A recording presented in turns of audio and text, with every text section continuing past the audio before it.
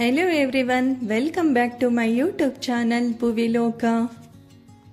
ನನ್ನ ಎಲ್ಲ ಯೂಟ್ಯೂಬ್ ವ್ಯೂವರ್ಸ್ಗೂ ಕೂಡ ಮಕರ ಸಂಕ್ರಾಂತಿ ಹಬ್ಬದ ಶುಭಾಶಯಗಳು. ಎಳ್ಳು ಬೆಲ್ಲ ತಿಂದು ಒಳ್ಳೆ ಮಾತಾಡೋಣ ಅಂತ ಹೇಳಿ ಈ ವ್ಲಾಗ್ನ ಸ್ಟಾರ್ಟ್ ಮಾಡ್ತಾ ಇದ್ದೀನಿ. ಹೊಸ ವರ್ಷದ ಮೊದಲನೇ ಹಬ್ಬ ಸಂಕ್ರಾಂತಿ. ಈ ಹಬ್ಬವನ್ನ ನಮ್ಮ ಮನೆಯಲ್ಲಿ ಬಹಳ ಸಿಂಪಲ್ ಆಗಿ ದೇವರನ್ನ ಪೂಜಿಸುತ್ತಾ ಭಕ್ತಿಪೂರ್ವಕವಾಗಿ ಆಚರಿಸಿದ್ವಿ. ಬೆಳಗಿನ ರಂಗೋಲಿ, ತುಳಸಿ ಪೂಜೆ, ಮನೆ ದೇವರ ಪೂಜೆ, ಎಳ್ಳು ಬೆಲ್ಲ, ಹಬ್ಬದ ಅಡಿಗೆ, ಮನೆಯಲ್ಲಿ ಹಬ್ಬದ ಸಂಭ್ರಮ, ಹಾಗೇನೆ ಮನಸ್ಸಿನಲ್ಲಿ ತುಂಬಾನೇ ಖುಷಿ. ಈ ವರ್ಷದ ಸಂಕ್ರಾಂತಿ ನಮಗೆ ಒಂದು ರೀತಿಯ ಸಂತೋಷವನ್ನ ನಮ್ಮ ಮನೆಯಲ್ಲಿ ಹಾಗೆ ಮನಸ್ಸಿನಲ್ಲಿ ತಂದುಕೊಡ್ತು. ಈ ಸಂಕ್ರಾಂತಿ ಹಬ್ಬ ನಿಮ್ಮೆಲ್ಲರ ಬಾಳಲ್ಲಿ ಉತ್ತಮವಾದ ಆರೋಗ್ಯ, ಭಾಗ್ಯ, ಆಯುಷ್ಯ, ಸಂತೋಷ, ಸಮೃದ್ಧಿಯನ್ನ ಕೊಡ್ಲಿ ಅಂತ ಹಾರೈಸ್ತೇನೆ. ಮನೆಯಲ್ಲಿ ಹಬ್ಬವನ್ನ ಸೆಲೆಬ್ರೇಟ್ ಮಾಡಿ ನಮ್ಮ ಅಕ್ಕಪಕ್ಕದವರ ಮನೆಯವರಿಗೆ ಎಳ್ಳು ಬೆಲ್ಲವನ್ನ ಹಂಚಿ ಸಂಕ್ರಾಂತಿಯ ಶುಭಾಶಯಗಳನ್ನ ಹೇಳ್ತಾ ನಮ್ಮ ಸಂತೋಷವನ್ನ ಅವರ ಜೊತೆ ಕೂಡ ಹಂಚ್ಕೊಂಡ್ವಿ. ನಂತರ ನಾವು ಹೊರಟಿದ್ದು ಹುಣಸೂರು ತಾಲೂಕಿನಲ್ಲಿರುವ ಗದ್ದಿಗೆ ಗ್ರಾಮಕ್ಕೆ. ಇದು ಶ್ರೀ ಗದ್ದಿಗೆ ಕೆಂಡಗಣ್ಣೇಶ್ವರ ಸ್ವಾಮಿಯವರ ದೇವಸ್ಥಾನ. ಈ ದೇವಸ್ಥಾನ ಬೆಳಗ್ಗೆ 8 ಗಂಟೆಯಿಂದ ರಾತ್ರಿ 8 ಗಂಟೆ ತನಕ ಓಪನ್ ಇರುತ್ತೆ. ನಾವು ಇಲ್ಲಿಗೆ ಏನಕ್ಕೆ ಬಂದಿದ್ದೀವಿ, ಇಲ್ಲಿನ ಸ್ಪೆಷಾಲಿಟಿ ಏನು ಅನ್ನೋದನ್ನ ನಾನು ನಿಮಗೆ ತಿಳಿಸ್ತಾ ಹೋಗ್ತೀನಿ.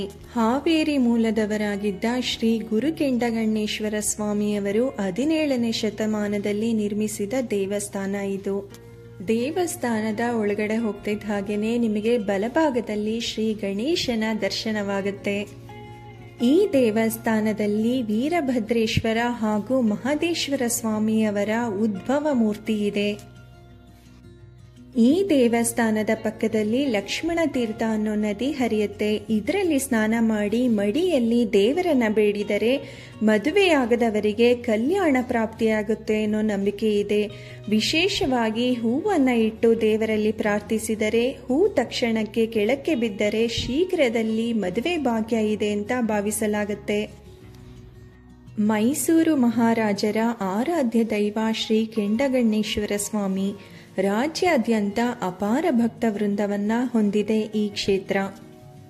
ನಾವು ಆಲ್ಮೋಸ್ಟ್ ಕ್ಲೋಸಿಂಗ್ ಟೈಮ್ಗೆ ಬಂದಿದ್ದೀವಿ. ಹಾಗಾಗಿ ಬೇಗ ಹೋಗಿ ದೇವರ ದರ್ಶನ ಮಾಡಿಕೊಂಡು ಆಮೇಲೆ ನಾನು ನಿಮಗೆ ಇದ್ರ ಬಗ್ಗೆ ತಿಳಿಸ್ಕೊಡ್ತೀನಿ. ದೇವರ ದರ್ಶನ ಅಂತೂ ತುಂಬಾನೇ ಚೆನ್ನಾಗಾಯ್ತು. ಇಲ್ಲಿ ಒಳಗಡೆ ಶ್ರೀ ಪವಾಡ ಪುರುಷ ಕೆಂಡಗಣ್ಣ ಸ್ವಾಮಿಯವರ ಗದ್ದಿಗೆ ಹಾಗೂ ಶ್ರೀ ಮಹದೇಶ್ವರ ಸ್ವಾಮಿಯವರ ಮೂರ್ತಿಯನ್ನ ನಾವು ನೋಡ್ಬೋದು.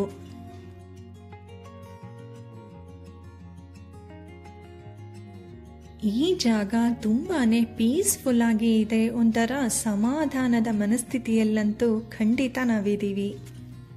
ಪವಾಡ ಪುರುಷರಾದ ಶ್ರೀ ಕೆಂಡಗಣ್ಣೇಶ್ವರ ಸ್ವಾಮಿಯವರು ಅಗ್ನಿಕುಂಡದ ಮೇಲೆ ಕುಳಿತು ಧ್ಯಾನ ಮಾಡ್ತಿದ್ರು ಅಂತ ಹೇಳಲಾಗುತ್ತೆ. ಹಾಗಾಗಿ ಇವರನ್ನ ಕೆಂಡಗಣ್ಣೇಶ್ವರ ಸ್ವಾಮಿ ಅಂತ ಕರೀತಾರೆ.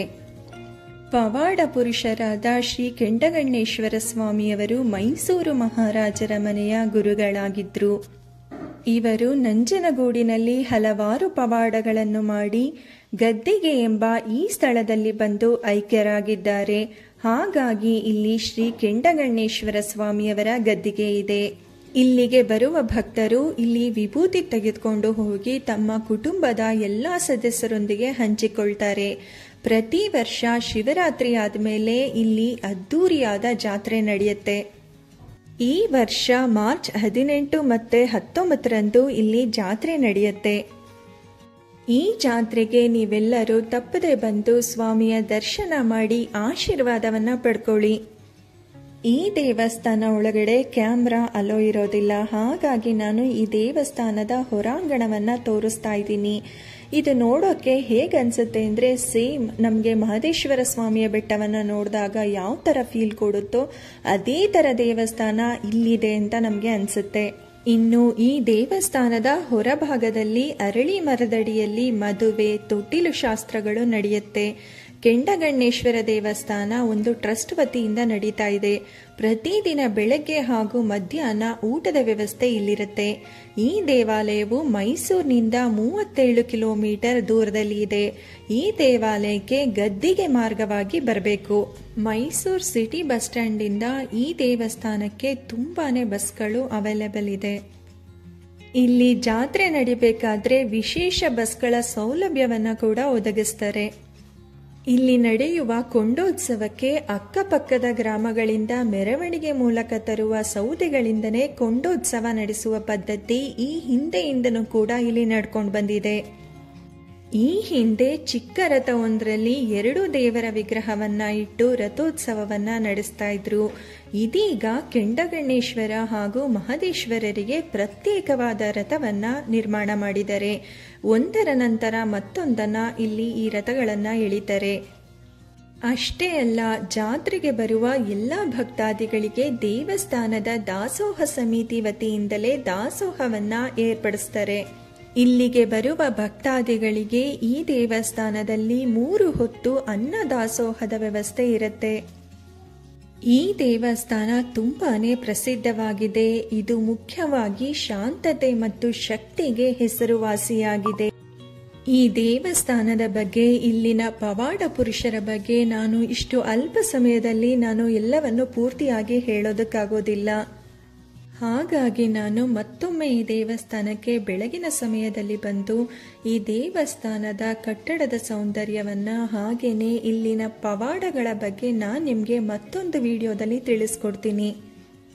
ಈ ದೇವಸ್ಥಾನದ ಬಗ್ಗೆ ಕೆಲವೊಂದು ಪವಾಡಗಳ ವಿಷಯಗಳನ್ನು ಕೇಳಿದಾಗ ನನಗೆ ಮೊದಲು ಹೋಗಿ ನೋಡಬೇಕು ಅಂತ ತುಂಬಾನೇ ಅನಿಸಿತು.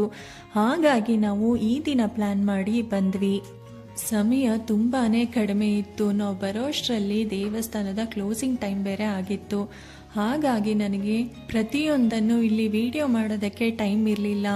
ನೆಕ್ಸ್ಟ್ ಟೈಮ್ ಖಂಡಿತ ಇಲ್ಲಿಗೆ ಬಂದಾಗ ಇದರ ಬಗ್ಗೆ ಕಂಪ್ಲೀಟ್ ಡೀಟೇಲ್ಸ್ನ ನಾನು ನಿಮಗೆ ಕೊಡ್ತೀನಿ. ಟೆಂಪಲ್ ಕ್ಲೋಸ್ ಆಗಿದ್ರಿಂದ ನಾವು ಇಲ್ಲಿಗೆ ಮುಗೀತು ಅಂತ ಹೇಳಿ ಹೊರಟಿದ್ವಿ. ಆದರೆ ನಮ್ಗೆ ಇಲ್ಲೊಬ್ರು ದಾಸೋಹ ಇದೆ, ಊಟ ಮಾಡಿಕೊಂಡು ಪ್ರಸಾದ ತಗೊಂಡು ಹೋಗಿ ಅಂತ ಹೇಳಿದ್ರು. ಅದನ್ನ ಕೇಳಿ ನಮಗೆ ತುಂಬಾನೇ ಖುಷಿ ಆಯಿತು. ಈಗ ನಾವು ದಾಸೋಹದ ಕಡೆ ಹೊರಟ್ವಿ. ತುಂಬಾನೇ ಹಸುವಾಗಿದ್ದ ನಮಗೆ ಇಲ್ಲಿ ದಾಸೋಹದ ಪ್ರಸಾದ ಇದೆ ಅಂತ ಕೇಳಿ ತುಂಬಾನೇ ಖುಷಿ ಆಗೋಯ್ತು.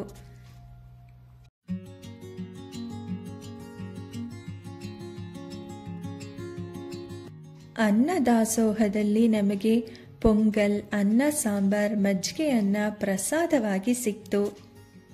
ಅಷ್ಟೇ ಅಲ್ಲದೆ ದೇವರಿಗೆ ಬೆಳಗ್ಗೆ ನೈವೇದ್ಯವಾಗಿ ಮಾಡಿದ ಪುಳಿಯೋಗರೆನೂ ಕೂಡ ಕೊಟ್ಟರು.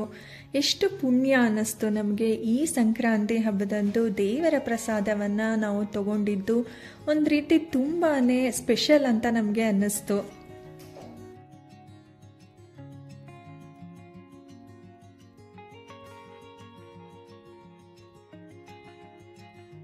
ಪ್ರಸಾದ ತುಂಬಾನೇ ರುಚಿಯಾಗಿದೆ. ಆಲ್ಮೋಸ್ಟ್ ನಾವು ಮನೆಯಲ್ಲಿ ಮಾಡೋ ಅಡುಗೆಗಿಂತ ದೇವಸ್ಥಾನದ ಪ್ರಸಾದಗಳಲ್ಲಿ ಒಂದು ರೀತಿಯ ಬಹಳನೇ ರುಚಿ ಇರುತ್ತೆ.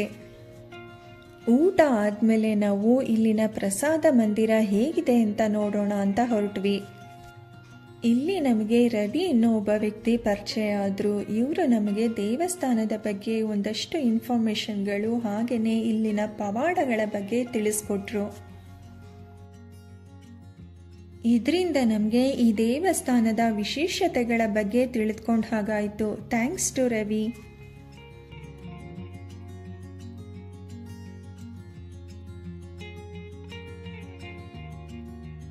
ಈಗ ಪ್ರಸಾದ ಮಂದಿರದ ಒಳಗಡೆ ಹೋಗಿ ಹೇಗಿದೆ ಅಂತ ನೋಡೋಣ.